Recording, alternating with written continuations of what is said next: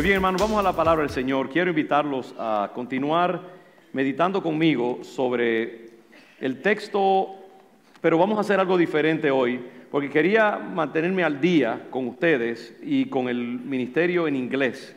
La vida se me ha hecho más compleja desde que yo tengo que predicar continuamente 2 sermones en español, en inglés. Muchas veces tengo que ajustar el contenido para nosotros, para nuestra cultura y nuestra configuración especial como ministerio en español y como comunidad latina.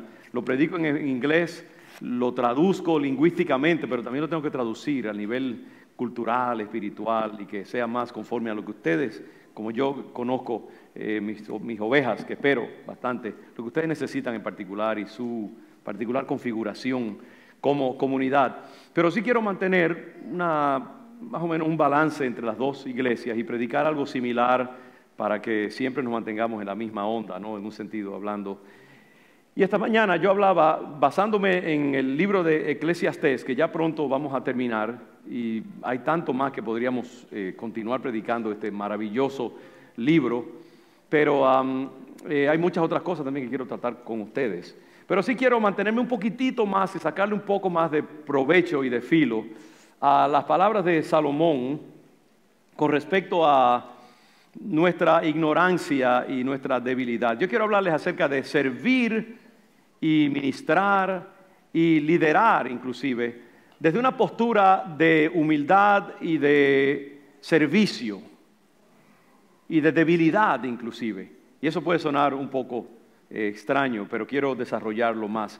Y ustedes recordarán que yo decía o leía el domingo pasado que Salomón nos advierte de nuestra ignorancia. Recordarán el video que usamos de este gran científico que decía que la verdad es que a pesar de que nosotros tenemos una entrada, una ventana como nunca antes al proceso del nacimiento y de la formación de un embrión en el vientre de su madre, no sabemos en realidad cómo explicar, cómo es que el cuerpo sabe cómo armar lo que es un ser humano, un cuerpo humano, y cómo armar los órganos internos, el corazón, el cerebro.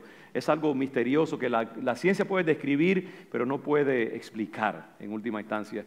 Y Salomón usa eso para advertirnos de que nosotros no conocemos los misterios del mundo. Y dice, como tú no sabes cuál es el camino del viento o cómo crecen los huesos en el vientre de la mujer encinta, así tú también ignoras la obra de Dios, el cual hace todas las cosas.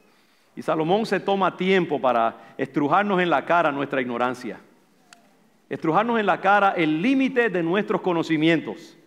Y él dice, por esa razón, precisamente porque tú no conoces una cantidad de cosas y tú no sabes a veces qué es lo mejor en una situación, si esto o aquello. Y hay veces que tú mismo no sabes cuál es la mejor opción para tu vida. Por eso trata diferentes cosas y mantente abierto a diferentes oportunidades, a diferentes cosas que vienen a tu vida. Esta mañana, de hecho, me viene a la mente alguien que vino del Ministerio en Español. Ella siempre viene al Ministerio en Español y también viene los miércoles. Es una madre soltera y la vi aquí esta mañana en el servicio en inglés, al final del servicio. Se acercó a mí, me dijo, pastor, aquí estoy porque yo estoy aprendiendo inglés y aunque no entiendo todo, quise venir al servicio en inglés para aumentar mi conocimiento del idioma. Y esta es una hermana humilde que no creo que haya estudiado muy altamente, pero yo la felicité lo más entusiastamente que pude de que estuviera aquí esta mañana para ella adelantar su proceso de aprendizaje. Sabemos que el idioma es tan importante en la cultura en que vivimos. Y muchos de nosotros no pasamos años y años acá y no aprendemos el idioma. Yo quiero animarles también a ustedes mismos que estudien, ella está saliéndose de su zona de comodidad, probando algo diferente.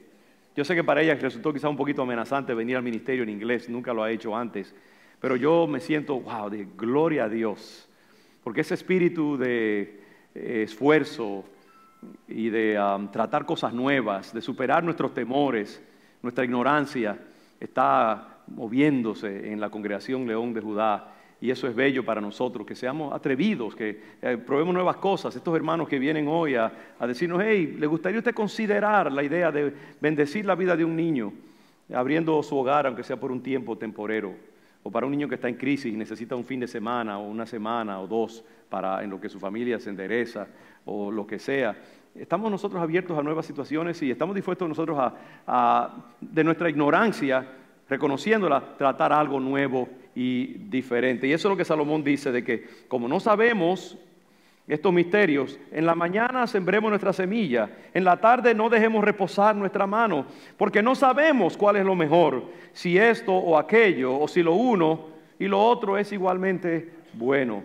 Nuestra ignorancia, y de eso yo quiero hablarles, pero de una manera diferente. Quiero usar pasajes del Nuevo Testamento partiendo de esa premisa de Salomón, que somos seres frágiles y somos seres ignorantes de muchas cosas, pero no podemos dejar que eso nos impida de vivir vidas osadas, vidas emprendedoras, probar nuevas cosas, sino todo lo contrario. Reconociendo nuestra debilidad, reconociendo nuestra ignorancia, debemos entonces emprender nuevas cosas. Y yo les hablaba acerca de cómo este edificio fue bendecido en muchas, y los otros dos también, en los proyectos de construcción que hemos tenido a través de los años, de estar dispuestos a reconocer nuestra ignorancia. Y una de las cosas, ¿sabe?, que nos ayudó mucho en estos edificios fue el hecho de que no teníamos todo el dinero que se necesitaba. Interesantemente, nuestra carencia de todos los recursos financieros para emprender estos grandes proyectos nos fue de bendición, porque nos obligó a desarrollar nuevas destrezas. ¿Saben ustedes? Cuando comenzamos el primer proyecto, yo pensaba en mi ignorancia de que rehabilitar el primer edificio del 68 de Northampton Street nos iba a costar como $150,000. Y cuando nosotros nos metimos ahí a ese edificio, que comenzamos a hablar con el departamento de inspecciones, con los ingenieros y los arquitectos, esa cantidad se multiplicó varias veces. Y entonces yo me di cuenta, wow, nos hemos metido en un gran lío. Pero ¿sabe qué? Que el Señor usó nuestra fragilidad para enseñarnos a desarrollar nuevas formas de construir, reciclar materiales. Yo me convertí en un depredador de cosas usadas en la región. Y me iba lejos de aquí, de Boston, a encontrar puertas y ventanas y una cantidad de cosas. Y el Señor nos permitió hacer un trabajo verdaderamente envidiable, que ustedes ven los edificios y su calidad, pero desde nuestra debilidad. Y eso me obligó a usar gente también, entre comillas, débil. ¿Sabe qué? Gente como tú y como yo, constructores, gente que ponía sheetrock, personas que ponían carpeta, una cantidad de cosas que generalmente esas personas no eran usadas en esa área, pero Dios la usó en su debilidad. Quizás no podían hacer grandes contratos, pero porque no tenían grandes oportunidades, quizás estaban dispuestos a trabajar con nosotros. Miren, por ejemplo, arriba ese techo. ¿Usted ve ese techo tan bello, así hecho de esa manera, como un tablero de ajedrez? Ese techo es el producto de, nuestro hermano Gonzalo Álvarez, que le doy las gracias. Gonzalo es un ebanista increíble, y Gonzalo hizo ese trabajo, lo hizo con Javier Encina también, el hermano Roberto Naranjo. Toda esa madera preciosa que ustedes ven acá fue hecha por nuestro hermano Gonzalo. Lo que está enfrente acá también, toda esa madera. Y yo les digo, hermanos, eso hubiera costado una fortuna, sinceramente. Pero como no teníamos el dinero, quizás si hubiéramos tenido una congregación de esa que tiene millones de dólares, que tiene un millonario por ahí, que sabe que yo voy a donar 10 millones para hacer el edificio. Hay iglesias así, ¿sabe? Pero el hecho de que nosotros tuvimos que depender de gente común y corriente, entre comillas, nosotros economizamos en este edificio millones de dólares. Y ustedes reflejan el trabajo. Mucho de lo que ustedes ven acá fue hecho por nuestra propia gente latina, que hablan inglés con acento, pero no yo decía, su intelecto no tiene acento, su intelecto es muy, muy funcional. Pero muchas veces la debilidad te obliga a desarrollar recursos y destrezas que de otra manera tú no usarías. Y el Señor Jesucristo nos llama a vivir nuestra vida, así mismo, desde una postura de debilidad, aunque parezca raro. Y yo sé que a los pentecostales nos gusta hablar mucho de poder. Todo lo puedo en Cristo que me fortalece. Filipenses 4:13. Y eso es cierto. Pero ¿sabe qué? Muchas veces los pentecostales en nuestro énfasis sobre el poder nos olvidamos de la cruz. Y nos olvidamos de que muchas veces en la debilidad Dios nos hace fuertes también. Y que la mayor expresión de eso es la cruz, donde el Señor se hizo extremadamente débil para nuestra salvación.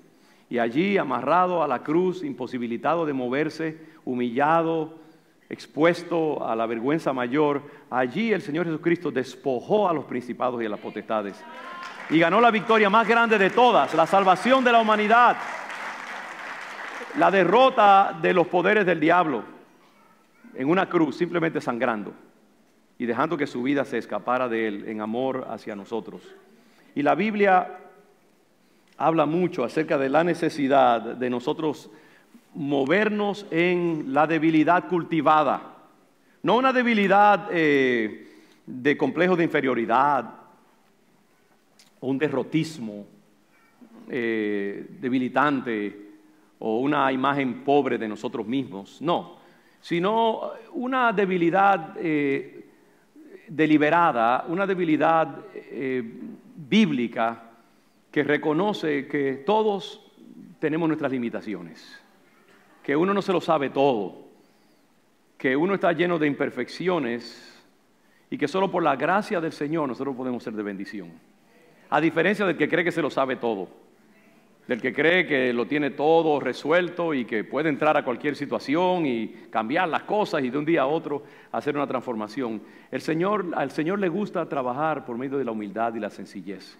Hay un pasaje, por ejemplo, de muchos diferentes pasajes que nos recuerdan acerca de cómo de la debilidad muchas veces viene el poder. Por ejemplo, en Mateo capítulo 20, ustedes recuerdan la historia de la madre de los hijos de Zebedeo, Mateo 20, que llegó ante el Señor con sus hijos y postrándose ante el Señor, le pidió algo y le dijo, el Señor, ¿qué quieres? Ella le dijo, ordena que en tu reino se sienten estos dos hijos míos, el uno a tu derecha y el otro a tu izquierda.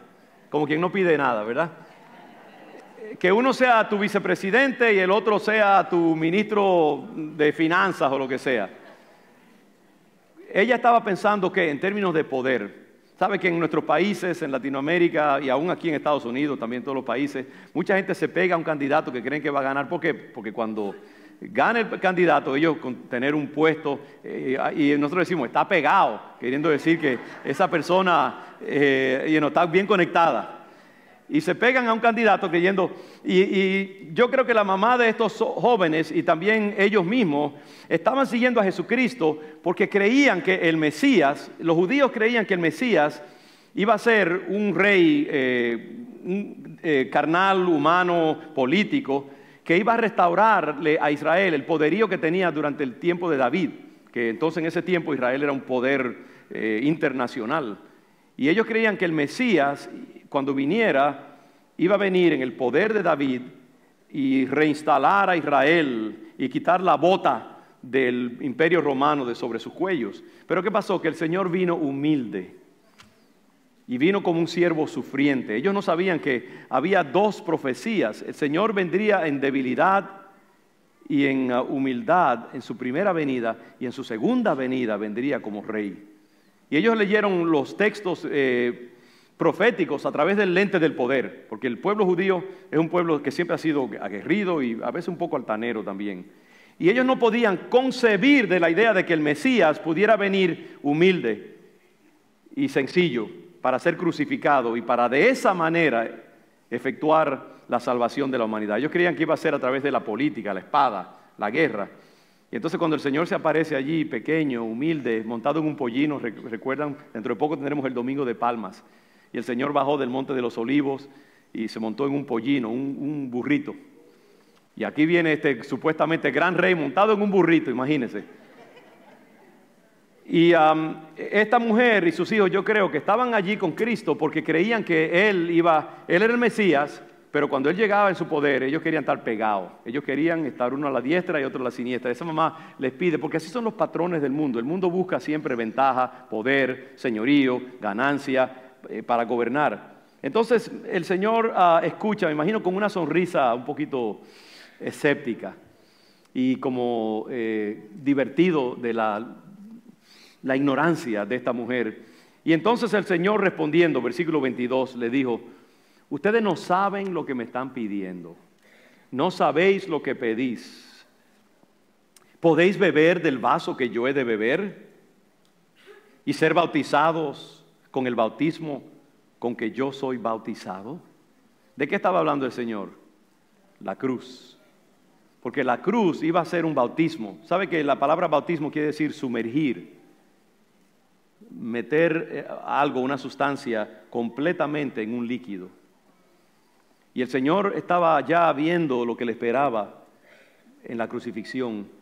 Él iba a experimentar el dolor más terrible que ningún ser humano hubiera experimentado. Tanto al nivel físico, porque la crucifixión era una agonía y una tortura terrible, pero también en el sentido emocional, espiritual, psicológico, porque él iba a ser inundado con la culpabilidad y el pecado de toda la humanidad. Él iba a llevar, en un momento dado, el Señor iba a asumir en una forma sustitutiva el pecado de toda la humanidad. Y Él iba a pagar el precio de la humanidad en su persona por medio de la cruz.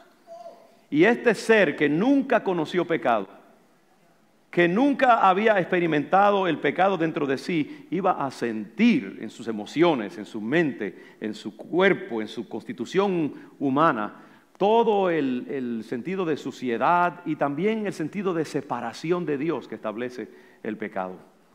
Y ustedes recordarán ese momento cuando el Señor estaba en la cruz que dijo, Dios mío, ¿por qué me has desamparado? ¿Qué pasó en ese momento? El Hijo, que había vivido en perfecta intimidad con el Padre a través de toda la eternidad, por un momento sintió que se dividió esa unidad. ¿Por qué? Porque él estaba en ese momento cubierto con el pecado de la humanidad y sintió la separación, la enajenación. ¿Cómo se siente un niño que siempre ha estado con su mamá o su papá y de momento se pierde en un mall o en una calle de un parque y mira alrededor y no ve a su papá o su mamá y se siente totalmente desamparado, frágil, lleno de pánico? Así se sintió el Señor en ese momento en que el pecado lo separó de su Padre y su cuerpo lacerado, una noche sin dormir, azotado, débil, pasando por esta experiencia terrible. Y el Señor ya sabía lo que iba a experimentar. Entonces cuando Él les dice, ustedes quieren poder, ustedes quieren sentarse uno a mi derecha y uno a mi izquierda, ustedes saben lo que me va a costar eso. Y están ustedes dispuestos a pagar ese precio. ¿Y qué dice esta mujer tonta y totalmente clueless, como dice en inglés? No sabe de qué está hablando. Dice, sí podemos. Wow. Lo que es la ignorancia humana, ¿verdad?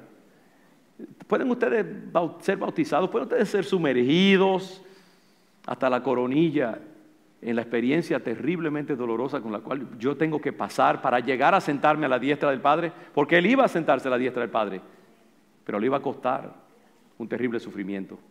Y esta mujer que no entiende que el camino al poder es a través del sacrificio y el servicio, le dijo, sí podemos, porque no entendía nada de lo que estaba hablando, era ignorante bíblicamente. Y entonces el Señor le responde, sí, es verdad, a la verdad de mi vaso beberéis. Esa copa que él dijo, Señor, si es tu voluntad, por favor pasa esta copa de mí, la copa de la amargura, la copa del dolor, la copa de la humillación terrible. Es verdad, de mi vaso ustedes van a beber, porque él sabía que sus seguidores iban a ser perseguidos. Esta gente después iba a ser perseguida, porque en medio de su idiotez espiritual iban a servir al Señor y serían perseguidos, serían atacados, serían denigrados. Dice, es cierto, de mi vaso ustedes van a beber y con el bautismo con que yo soy bautizado seréis bautizados. Pero el sentaros a mi derecha y a mi izquierda no es mío darlo, sino a aquellos para quienes está preparado por mi Padre. Cuando los 10, dice, oyeron esto, se enojaron contra los dos hermanos. Estaban los otros 10 por ahí oyendo detrás de la pared a ver qué es lo que estaban diciendo estos dos. Mira, ahí van Zebedeo y Juan, ¿qué será lo que quieren pedirle al Señor? Y dice, cuando oyeron esto, se enojaron contra los dos hermanos. ¿Por qué se enojaron? Porque ellos querían lo mismo. Ellos dijeron, mira, se nos adelantaron estos dos pendencieros acá. y se enojaron porque ellos también tenían lo mismo en su corazón, porque estaban cruitos, como decimos nosotros. Estaban con el Señor, pero todavía su mente no había cambiado, sus patrones de pensamiento no habían cambiado. ¿Y sabe que eso es lo que hace el trato de Dios en nuestras vidas? Cuando uno entra a los caminos del Señor, si uno entra de un corazón sincero, prepárese, porque el Señor le va a tomar en serio y va a trabajar en su vida. Los que invitan a la gente a venir a Cristo porque todo les va a ir bien, porque van a tener la casa que desean, y el novio de 6 pies con 4, de ojos azules, y los 2 hijos perfectamente comportados, y el trabajo ideal. Muchas veces, hermanos, le hacemos una injusticia a la gente que entra al Evangelio, prometiéndoles que todo les va a ir bien, y que el Evangelio es un lecho de rosas y que no van a tener problemas. No. ¿Sabe que muchas veces el amor de Dios es tan poderoso que nos pasa por el trapiche?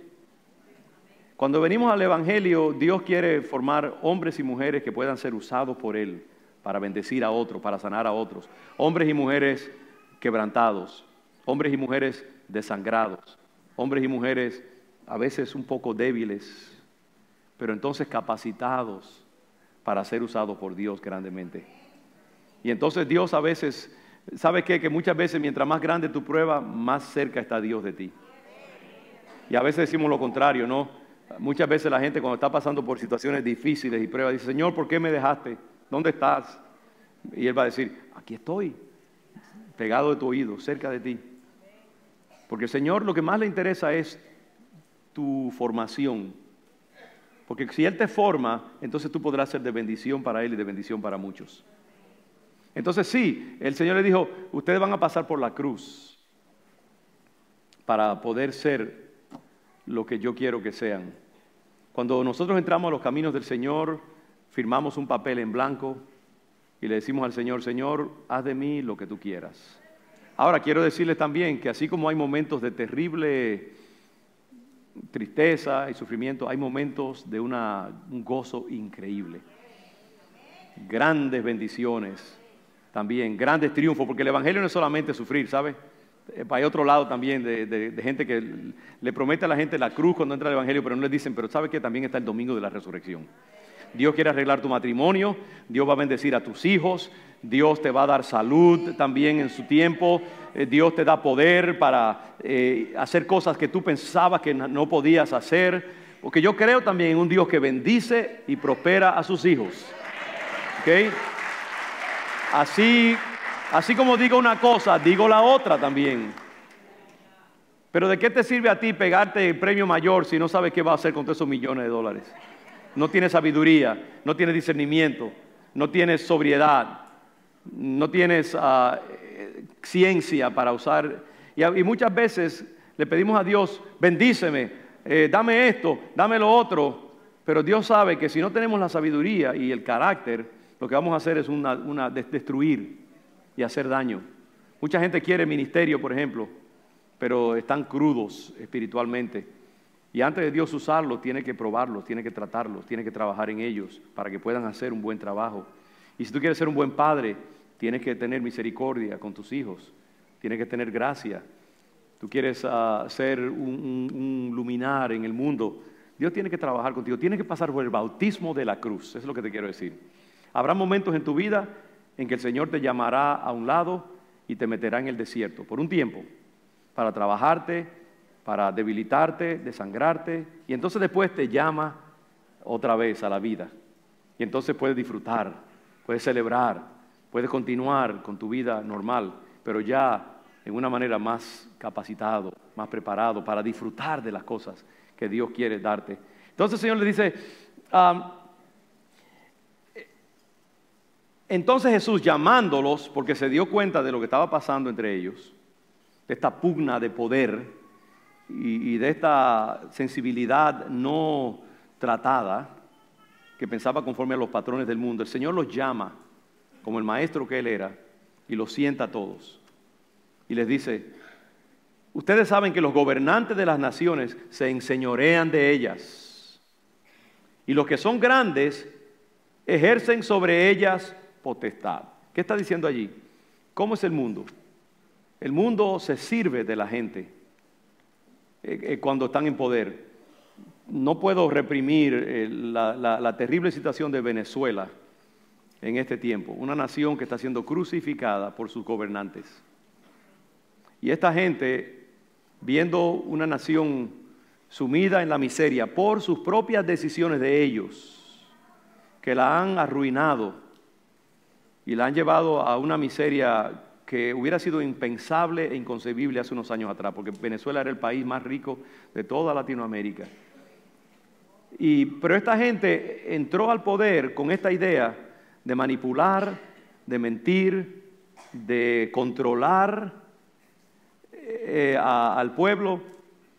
Y mire la terrible situación en que se encuentra. Y esta gente no tiene la decencia de decir, ¿sabe qué? Definitivamente este pobre pueblo lo estamos llevando a la tierra, lo estamos enterrando. Vamos a irnos, aunque sea admitiendo, vamos a admitir que nos equivocamos y vamos a dejar que esta pobre gente respire. O sea, pero no, están ahí enconados, no vamos para ningún lado. Y ese es el patrón del mundo, hermanos, ¿saben? Es el patrón, el mundo, aún en esta nación y en otras naciones del mundo, el patrón del hombre sin Dios. El patrón del hombre, la mujer que no tiene un corazón tierno y un corazón de servicio y un corazón de misericordia. Los gobernantes hacen eso, los gobernantes se sirven del pobre en muchas maneras sutiles y no tan sutiles. Y se engordan a expensas del pobre. Esta nación misma, esta nación que es la nación más sofisticada del mundo, ahora mismo tiene la concentración más grande de poder y de dinero en una minoría. El 1% de esta nación tiene más del 60% de los recursos y la riqueza. Y en los últimos 20, 30 años esta nación se ha hecho cada día más y más una nación donde el poder y el dinero está concentrado en un grupito de corporaciones. Hace 20 años un billonario era una cosa pero muy rara. Hoy en día hay cientos de billonarios en esta nación y hay cientos de billonarios que tienen decenas de billones de dólares y hay uno que otro que tiene 100 billones de dólares. Y ¿por qué? Porque el poder se ha ido concentrando más y más y más en un grupo reducido de gente y entonces el pobre se ha ido haciendo más y más pobre.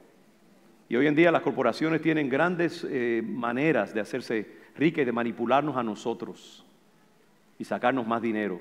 Todas estas grandes corporaciones, Amazon, Google, Microsoft, nómbrelas, están acumulando, porque una vez que tú tienes cierto grado de poder, tú puedes tener más y más poder. Puedes manipular la prensa, puedes manipular el mercadeo, puedes manipular el cine y los medios de comunicación. Entonces tú te haces más y más rico y vas acumulando y vas quitando al pequeño. Y ese es el mundo en que nosotros vivimos. El mundo del cual habla de hecho Eclesiastés, un mundo lleno de pecado y un mundo donde en última instancia parece como que estamos progresando, pero en realidad estamos yendo más hacia atrás, porque el mundo sin Dios es un mundo perdido. Solamente Cristo puede traer paz a las naciones. Solamente Cristo puede traer una solución a la pobreza, al hambre, a la opresión del pobre. Solamente Jesús. Y déjeme decirle que mi corazón sangra por el día en que las naciones se postren ante los pies de Cristo y digan, te tendemos nuestro poder, ayúdanos a salir hacia adelante, enséñanos la respuesta. Las naciones del mundo están como están porque no se han humillado ante Dios. La criatura ha querido separarse del Creador, creyendo que en la independencia, precisamente, y en el poder, hay poder, pero no.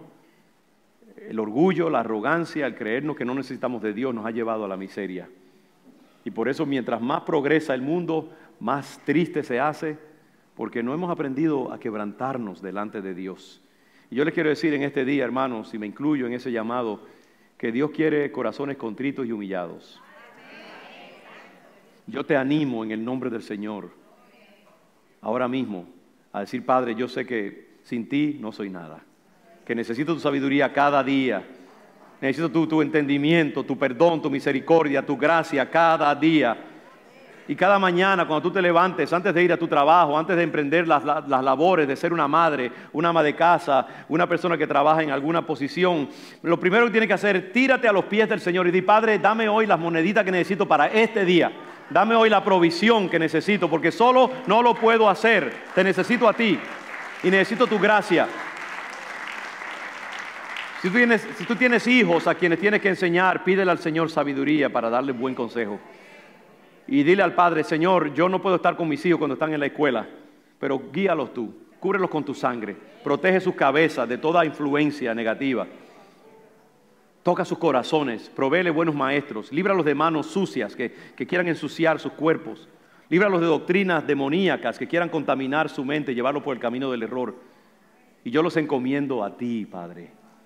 Y cuando tú te hagas débil y tú entiendas que sin Dios y su ayuda tú no puedes hacer nada, entonces Dios quizás va a tener misericordia, y la va a tener, porque la palabra dice, al corazón contrito y humillado no despreciarás tú, oh Dios. Cristo está buscando gente pobre, gente ignorante, gente que conozca sus limitaciones y que se haga una vasija vacía en la cual Él pueda poner su aceite para entonces usarnos para bendición de nuestras familias, nuestras comunidades, los lugares donde nosotros ejercemos influencia. Pero tenemos que ser crucificados. Nunca renunciemos, nunca rechacemos la cruz. Nunca rechacemos los tratos de Dios. Y la cruz va a venir no en la forma de un madero cruzado, va a venir en forma de experiencias que te van a recordar de tu debilidad. Te van a recordar de que tú necesitas de Dios. Podrá ser una enfermedad que le vas a pedir al Señor, líbrame de ella, pero Dios va a decir, ¿sabe qué? Te la voy a dejar un tiempecito más allí. Y a veces Él te va a querer sanar, claro que sí. Pero a veces va a decidir, eso te lo voy a dejar ahí esa copita para que te la tomes un sorbito al día, un poquito. Y tenemos que decirle, Señor, bástate mi gracia, o bástame tu gracia, mejor dicho, ¿no? Entonces el Señor les dice a ellos, los líderes de las naciones se enseñorean de ellas y los que son grandes ejercen sobre ellas potestad. Y aquí está la clave, mas entre vosotros no será así. Sino que el que quiera hacerse grande entre vosotros será vuestro servidor. Y el que quiera ser el primero entre vosotros será vuestro siervo. Como el Hijo del Hombre no vino para ser servido, sino para servir y para dar su vida en rescate por muchos. Hermanos, Dios quiere cambiar,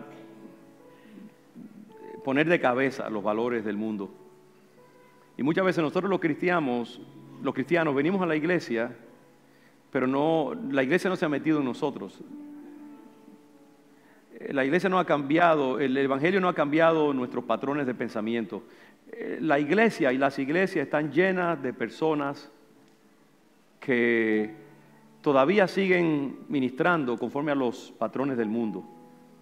Hay muchas iglesias, denominaciones enteras, ministerios, líderes que todavía quieren gobernar conforme a los patrones del poder. Queremos dominar a la gente que trabaja con nosotros. Queremos que las cosas se hagan a nuestra manera y si no se hace así, ahí tienes la puerta para salir. Somos vengativos muchas veces. Queremos meter a la gente en una camisa de fuerza y obligarlos de la noche a la mañana a ser unos santos perfectos. Y muchas veces nuestros ministerios lo que hacen es que reflejan el egoísmo, el conflicto, el rencor, el dominio, cosas que no obedecen ni reflejan los valores de nuestro Señor Jesucristo, que es nuestro Maestro y nuestro ejemplo. Yo le pido al Señor que ayude siempre a que nuestra iglesia sea una iglesia de ministerios. Hay una palabra que quizás usted nunca la ha oído, ministerios cruciformes. Esa palabra la usan mucho en el mundo liberal a veces, pero es una palabra muy buena, no es de ellos solamente.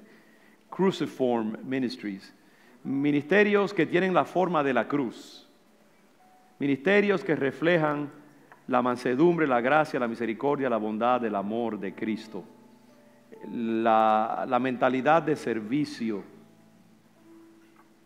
Y muchos de nosotros hemos aprendido que no hay una manera más efectiva de gozar del poder y la protección divina que reconociendo nuestra debilidad y siendo dependientes del poder y la gracia del Señor Jesucristo. Porque aún en las iglesias está el error de que muchas veces los líderes poderosos que queremos son gente obviamente carismática, que se mueven con autoridad y hablan con autoridad y toman control del púlpito y de las iglesias y todo es fuerza y poder. Y yo imagino que muchas veces si Cristo se parara, no lo reconocerían frente a ellos. Porque el poder no es de nosotros, el poder es de Dios. Y muchas veces la gente que menos pensamos es la gente que Dios más quiere usar.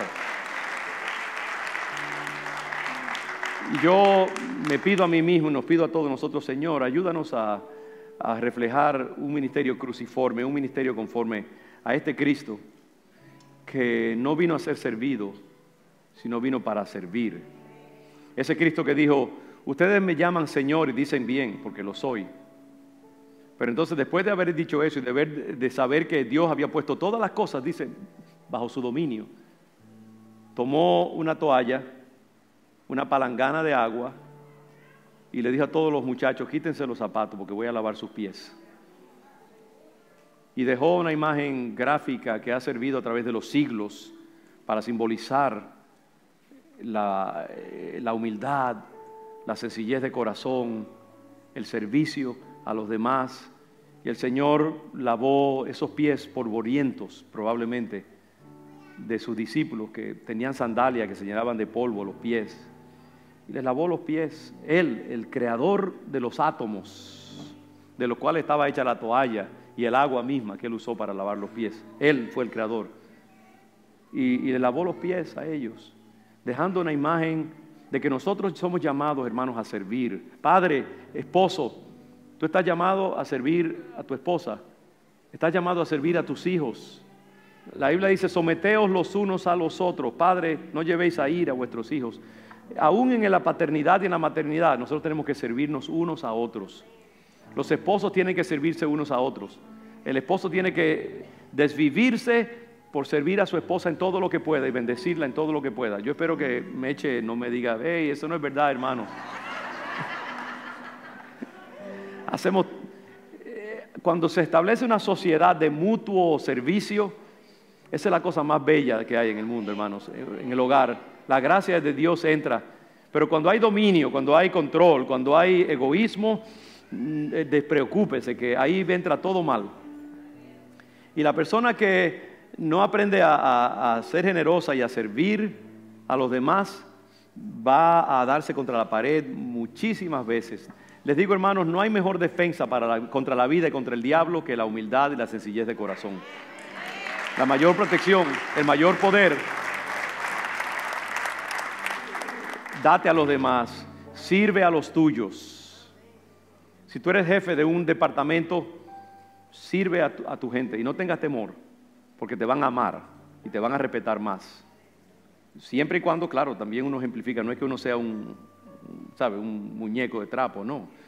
Pero no hay nada más bello que cuando la fortaleza está cubierta por una cobertura de servicio, de amor, de gracia, de humildad, de mansedumbre. Ese es el poder más grande. El diablo no sabe qué hacer con una persona que está cubierta con la gracia y la mansedumbre de Jesús. Y todos necesitamos tomarnos una dosis.